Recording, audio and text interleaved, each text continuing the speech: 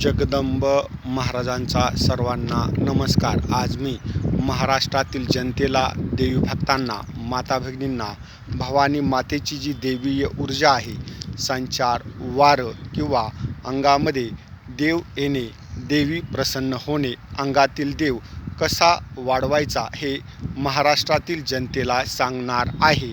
आज महाराष्ट्रातील कित्येक महिला माता भगिनींना, देवी भक्तांना देवी प्रसन्न झाल्यानंतर काही आध्यात्मिक क्षेत्रातील गुरु लोक तुम्हाला देवी बांधून घ्यावी लागेल, जागर घालावा लागेल, देव अंगात बांधलेला चांगला असतो, याने तुमच्या ऊर्जेला दृष्टखोड होत नाहीये, ही चुकीची माहिती आध्यात्मिक क्षेत्रामध्ये पसरवली जात आहे।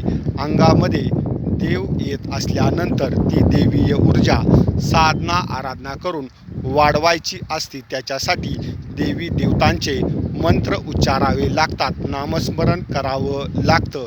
प्रभावी साधना आराधना करून अंगातील देव वाढवल्यानंतर त्या देवी ऊर्जेकडून आध्यात्मिक ज्ञान संपादन करून लोकांचं हित साधायचं असतं। हे सत्य असताना आज महाराष्ट्रातील कित्येक अज्ञानी लोक, अज्ञानी गुरु देवी भक्तांना देवी प्रसन्न झाल्यानंतर ती देवी अंगात बांधून घेतलेली चांगली असते, ही खोटी माहिती पसरवत आहेत। माझ्या आध्यात्मिक ज्ञानाच्या आधारे एखादी देवीय ऊर्जा प्राप्त झाल्यानंतर ती देवीय ऊर्जा बांधण्याऐवजी जर ती साधना आराधना करून वाढवली तर तुम्ही आध्यात्मिक क्षेत्रामध्ये प्रभावी ज्ञान संपादन करून घेऊ शकता। हे अंतिम सत्य आहे। आई राजा उदो उदो, बोल भवानी माता की जय।